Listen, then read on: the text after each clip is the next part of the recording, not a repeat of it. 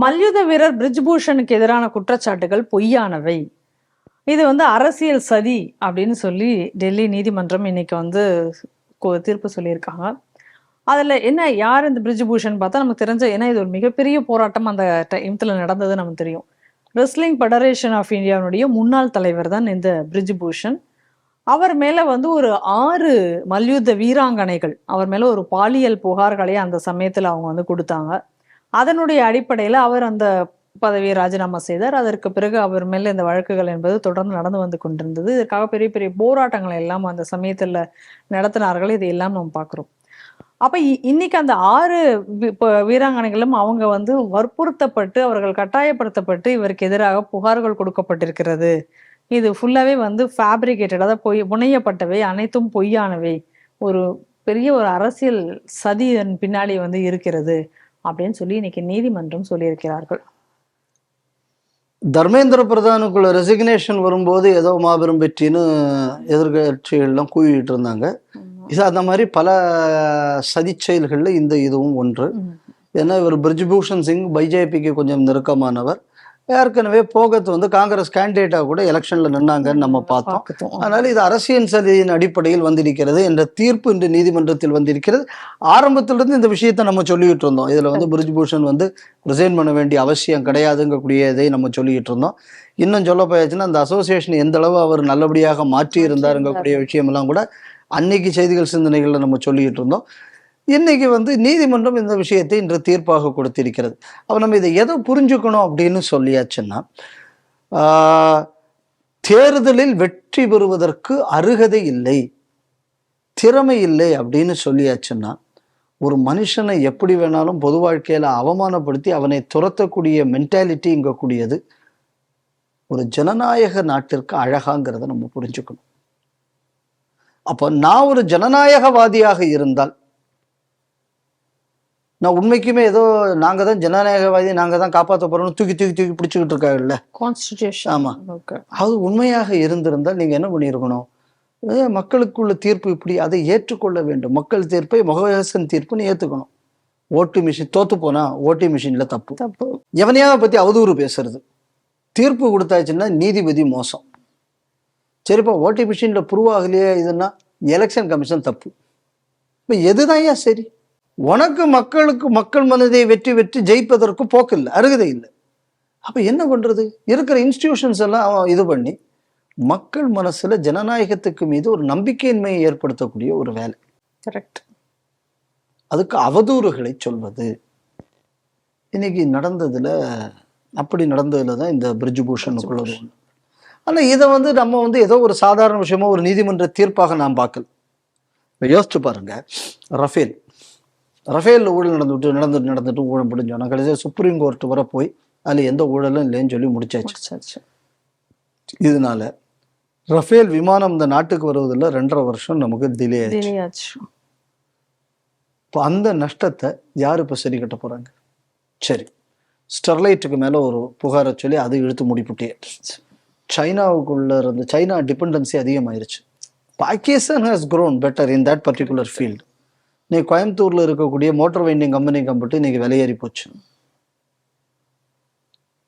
இதே மாதிரி ஒரு புகார், இதை மூடினீங்க, நாட்டுக்கு நஷ்டமா இல்லையா? நிச்சயமாக. இப்ப எத்தனால் பிளெண்டிங் அதுக்கு இப்ப ஆரம்பிச்சிருக்கீங்க. வெளிநாட்டுல இருந்து இவ்வளவு இப்ப ஆயிரக்கணக்கான கோடி ரூபாய் இறக்குமதி இன்னைக்கு இது செய்யப்படுகிறது. இப்ப அதுக்கு எதிராக நீ அடுத்ததை கிளப்புறீங்க. அடுத்த ஒரு அவதூறு. இப்போ நீங்க சுமத்திய ஒவ்வொரு அவதூறு, இப்ப பாருங்க, கன்னியாகுமரி மாவட்டத்துல அந்த போர்ட் வந்ததுன்னா ஒட்டுமொத்த மாவட்டமே விளங்கிரும். 23,000 கோடி ரூபாய் ப்ராஜெக்ட் அந்த மாவட்டத்துக்கு வர வேண்டியது. திரு பொன் ராதாகிருஷ்ணன் அவர்கள் மந்திரியாக இருக்கும் போது இதுக்குன்னு ஒரு ஸ்பெஷல் பர்பஸ் வெஹிக்கிள் ஃபார்ம் பண்ணி அதுல 23,000 கோடி ரூபாய் ஒதுக்கீடு வந்துச்சு.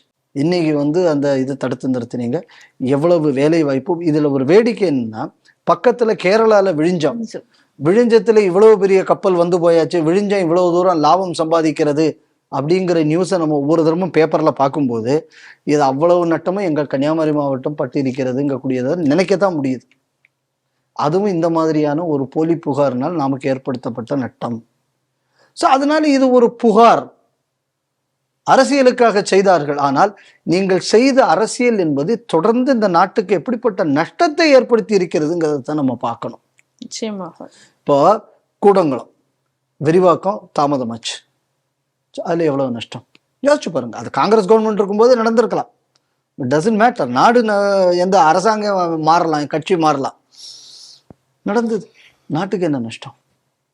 நீ இந்த மாதிரி ஒவ்வொரு விஷயத்திலையும் இந்த நாட்டுக்கு நஷ்டம் ஏற்பட்டாலும் பரவாயில்ல, தனிநபர்களை நாம அவங்களுக்குள்ள மான மரியாதையை கெடுத்தாலும் பரவாயில்ல, அரசியலுக்காக எதை வேண்டும் என்றாலும் செய்யலாம் அப்படிங்கக்கூடிய ஒரு இழி நிலை இன்னைக்கு சோனியா, அவ பசங்க ராகுல், பிரியங்கா, இவங்க இன்னைக்கு காங்கிரஸில் ஏற்படுத்தி இருக்கிறார். இது உண்மைக்குமே இது ஒரு வழக்கு என்பதை பார்ப்பதை விட இந்த நாட்டு மக்கள் என்ன யோசிக்கணும் அப்படின்னு சொன்னா, ஏன்டா உன் அரசியலுக்காக வேண்டி நாம் நஷ்டப்பட வேண்டுமா? உங்க அரசியலுக்காக வேண்டி ஒரு விளையாட்டுத்துறை நஷ்டப்பட வேண்டுமா? உங்க அரசியலுக்காக வேண்டி மின்சாரம் இல்லாமல் நாங்கள் தவிக்க வேண்டுமா? உன் நஷ்டத்துக்காக வேண்டி எங்களுக்கு காப்பரை நம்பி இருக்கிற விஷயங்களின் பொருள் விலை ஏற வேண்டுமா? இந்த மாதிரியான கண்ணோட்டத்தை இந்த வழக்கின் தீர்ப்பு நம்மை பார்க்க வைக்க வேண்டும் நான் நினைக்கிறேன். ஏன்னா இதெல்லாம் பிளான்டு. நீங்க நல்லா தெரிஞ்சுங்க. இப்ப ஸ்டெர்லைட் போராட்டம் வந்ததுக்கு அந்த அகாடமிக் இயர்ல தான் வாக்கிங் வித் காம்ரேட்ஸ் அப்படின்னு சொல்லி இந்த ஸ்டெர்லைட் பேரை போட்டு இந்த நாட்டின் பாதுகாப்பு படையினர்கள் எல்லாருமே கற்பழிப்பாளர்கள், இவர்கள் கொள்ளையடிக்கக்கூடியவர்கள், யாரு இந்த நாட்டில் உள்ள போலீஸ்காரங்களையும் ஆர்மியும் சிஆர்பியும் பார்த்து அருந்ததி ராய் எழுதின புஸ்தகத்தை மனோன்மணியன் சுந்தரனார் யூனிவர்சிட்டியில் வச்சாங்க. வச்ச அந்த ஆண்டில் தான் அங்கே கலவரம் நடக்குது. இது எல்லாமே ஆர்கஸ்ட்ரேட்டட். அப்போ அவதூறு சொல்வது என்பது சாதாரண ஒரு விஷயமாக நான் பார்க்கல. வாய்க்கு வந்த மாதிரி யாரை வேணாலும் பேசுறது. ஆனால் அதோட ரிப்பர்கஷன்ஸ் என்ன? அதனால இந்த வழக்கை நம்ம ஏதோ வந்தாச்சு, பிரிஜு பூஷனை விடுதலை பண்ணிட்டாங்க, இதோட போயிடுச்சுங்கிறது இல்லை. இந்த மாதிரியான என்னென்னலாம் வழக்குகள், ரஃபேல் அது மாதிரி சொன்னது, ஓட்டு மிஷின், ஸோ இந்த மாதிரி நீங்கள் ஒவ்வொரு விஷயத்தையும் நம்ம எடுத்து கோத்து எப்படி திட்டமிட்டு இந்த நாடு தாக்கப்படுகிறது என்பதை நாம் புரிந்து கொள்ள வேண்டும்.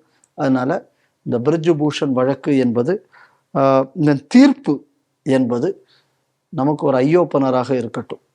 இப்போ பாருங்க, தர்மேந்திர பிரதான் விஷயத்துல ஒரு நல்ல கல்வி அமைச்சரை நம்ம இது பண்ணோம். ஏன்னா எந்த ரீசனும் இல்லை, நடவடிக்கை எடுக்கப்பட்டு இருக்கிறது. ஆனாலும் நான் அவன் வெளில போன இது என்ன, இது ஒரு அயோக்கியத்தனமான ஒரு விஷயம். இன்னைக்கு ஒரு நல்ல கல்வி அமைச்சரை இந்த நாடு இழந்திருக்கிறது. ஸோ இந்த மாதிரியான அவதூறுகளை இதை நீங்க இப்போ இதுல அவர் மேல கொடுக்கப்பட்டது என்னன்னா விமன் ஹராஸ்மெண்ட் கேஸ். அப்போ மிஸ்யூஸ் ஆஃப் லா ஒரு பக்கம் நடந்திருக்கு.